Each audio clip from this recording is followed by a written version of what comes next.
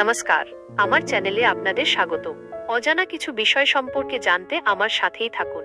যদি ভালো লাগে তাহলে সাবস্ক্রাইব, লাইক, কমেন্ট আর শেয়ার করতে ভুলবেন না। তাহলে চলুন আজকের বিষয় শুরু করা যাক। উত্তর কোরিয়ার অদ্ভুত নিয়ম কানুন, একটি বিস্তৃত আলোচনা। প্রিয় শ্রোতা, আজ আমি আপনাদের উত্তর কোরিয়ার কিছু অত্যন্ত অদ্ভুত এবং কঠোর নিয়মকানুন সম্পর্কে বিস্তারিত আলোচনা করতে এসেছি। উত্তর কোরিয়া একটি বিচ্ছিন্ন রাষ্ট্র, যেখানে জনগণের দৈনন্দিন জীবনযাপন সরকারের কঠোর নিয়ন্ত্রণে আবদ্ধ। এই নিয়ন্ত্রণ এতটাই ব্যাপক যে মানুষের ব্যক্তিগত জীবন, খাদ্যাভ্যাস, পোশাক পরিচ্ছদ, এমনকি বিনোদন পর্যন্ত সবকিছুই সরকারের দ্বারা নির্ধারিত।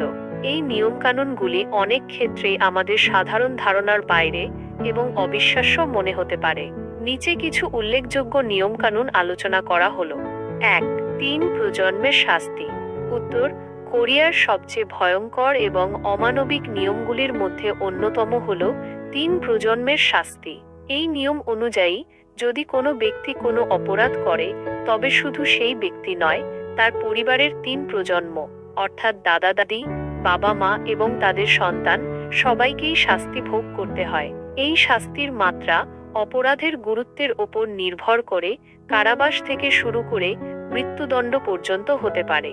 এই নিয়মের মূল উদ্দেশ্য হল অপরাধের প্রবণতা একেবারে নির্মূল করা এবং জনগণের মধ্যে সরকারের প্রতি চরম ভীতি সৃষ্টি করা।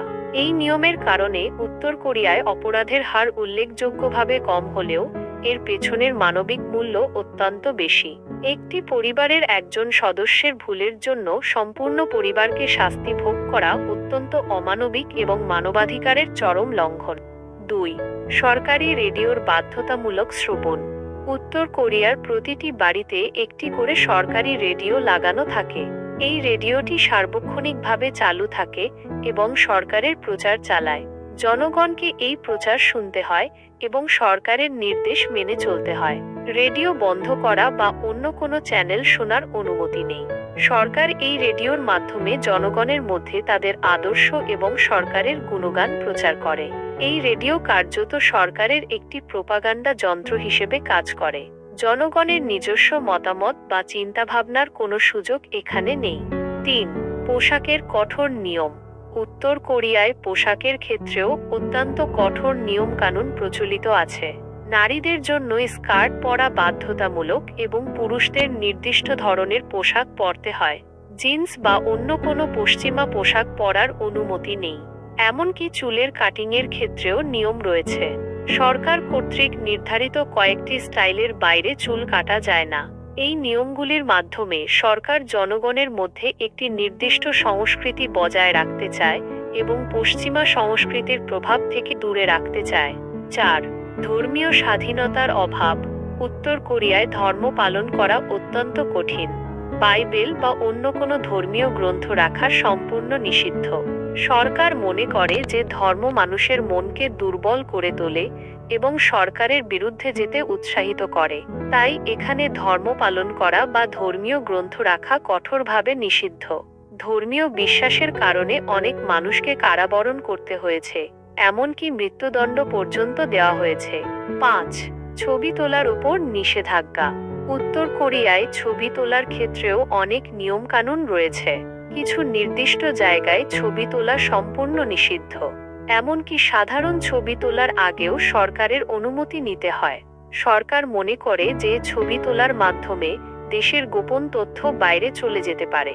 এই কারণে ছবি তোলার উপর এত কঠোর নিয়ন্ত্রণ আরোপ করা হয়েছে। 6. বিদেশ ভ্রমণের সীমাবদ্ধতা। উত্তর কোরিয়ার নাগরিকদের বিদেশ ভ্রমণ করার অনুমতি নেই। শুধুমাত্র বিশেষ কারণে কিছু মানুষকে বিদেশ যাওয়ার অনুমতি দেওয়া হয়, তবে তাদের ওপর কঠোর নজর রাখা হয় যাতে তারা দেশে ফিরে এসে সরকারের বিরুদ্ধে কোনো কথা বলতে না পারে। বিদেশ ভ্রমণের ওপর এই নিষেধাজ্ঞার কারণে উত্তর কোরিয়ার জনগণ বহির্বিশ্বের সংস্কৃতি এবং জীবনযাত্রা সম্পর্কে জানতে পারে না। 7. বিনোদনের উপর নিয়ন্ত্রণ। উত্তর কোরিয়ায় পশ্চিমা গান শোনা বা সিনেমা দেখা নিষিদ্ধ। সরকার মনে করে যে পশ্চিমা সংস্কৃতি মানুষের মনকে নষ্ট করে দেয়। তাই এখানে শুধুমাত্র সরকারি অনুমোদিত গান শোনা বা সিনেমা দেখার অনুমতি রয়েছে। এই নিষেধাজ্ঞার কারণে উত্তর কোরিয়ার জনগণ বিনোদনের ক্ষেত্রে অত্যন্ত সীমিত সুযোগ পায়। ৮. ইন্টারনেট ব্যবহারের সীমাবদ্ধতা। উত্তর কোরিয়ায় ইন্টারনেট ব্যবহার করা খুবই কঠিন। সাধারণ মানুষের জন্য ইন্টারনেট ব্যবহারের কোনো সুযোগ নেই।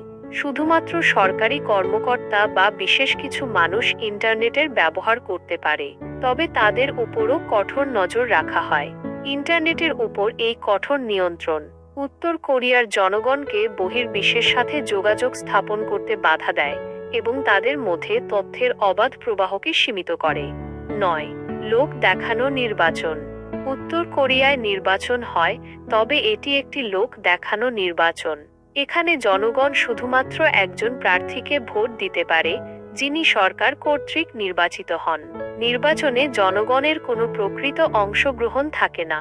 এই নির্বাচন কার্যত সরকারের একটি প্রহসন। ১০.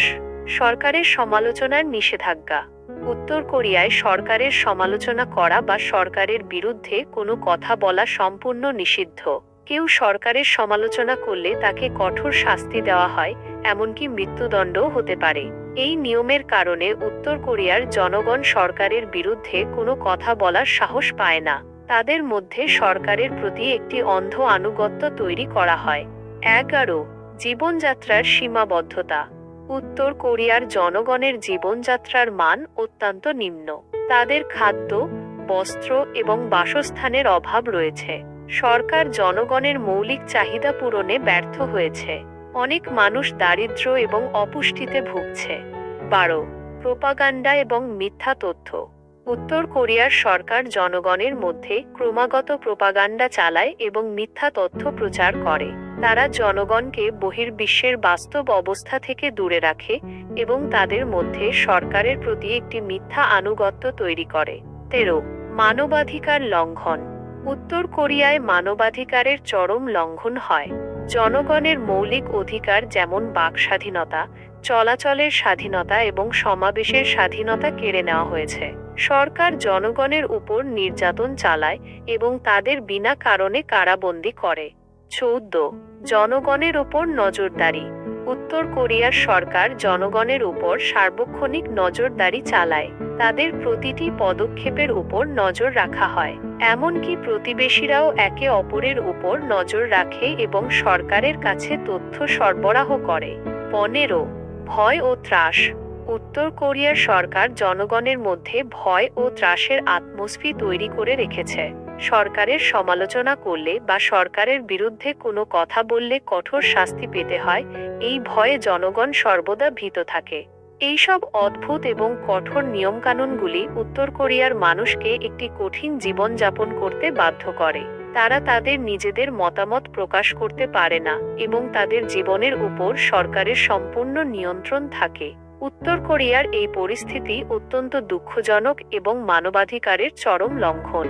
বিশ্বের অন্যান্য দেশগুলোর উচিত উত্তর কোরিয়ার জনগণের মানবাধিকার রক্ষার জন্য সোচ্চার হওয়া এবং এই অমানবিক শাসনের বিরুদ্ধে পদক্ষেপ নেওয়া।